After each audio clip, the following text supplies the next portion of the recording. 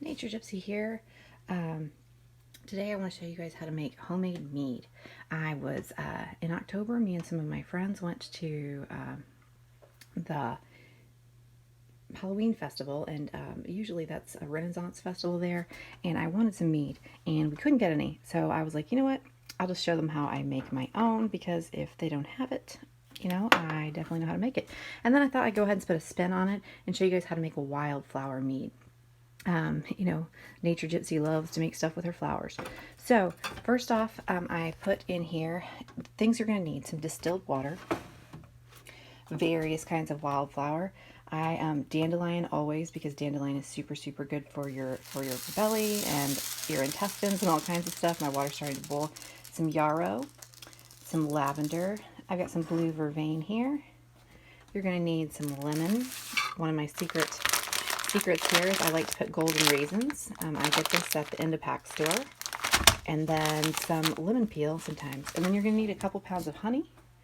And you are definitely going to need some yeast. So I'm going to start by boiling half a gallon of water with some of my plants. I'm going to put these in here. I'm going to put some lavender. The dandelion, make sure you only have the yellow part. The rest is pretty bitter. We do other things with the root, and I can show you that later. I think I might have a vlog about that already. So go ahead and bring this half gallon of water to boil with your different plants in there, and let it steep for about 20 minutes, and then I'll be back with you.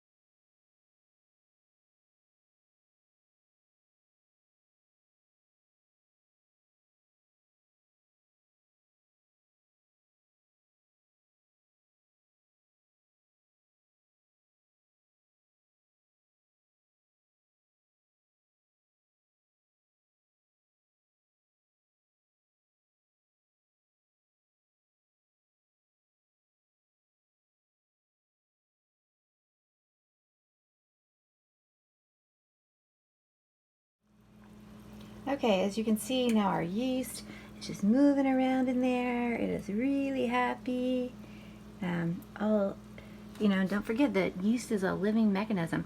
So I'm just telling it to meld really well with all the rest of it to make some beautiful sparkling mead that's going to be so beneficial and healthy for us. Then I'm going to go ahead and top half of this off with water. Our little bee friend is still here, so that's okay. And so we're just going to top this off halfway. Let's do halfway, and then you'll start seeing the bubbles to form and all of that good stuff. So about like right there. Then you're going to cap it, and pretty soon you'll see that our yeast will start creating foamy bubbles. And so you're just going to put this away for about four to 6 weeks, and you're going to check it, and I will give precise directions on that on my website. But there's the mead for you, and so happy drinking. Clearly it's going to be good because it was blessed by one of the bees that was so happy we were using their honey. Nature Gypsy out.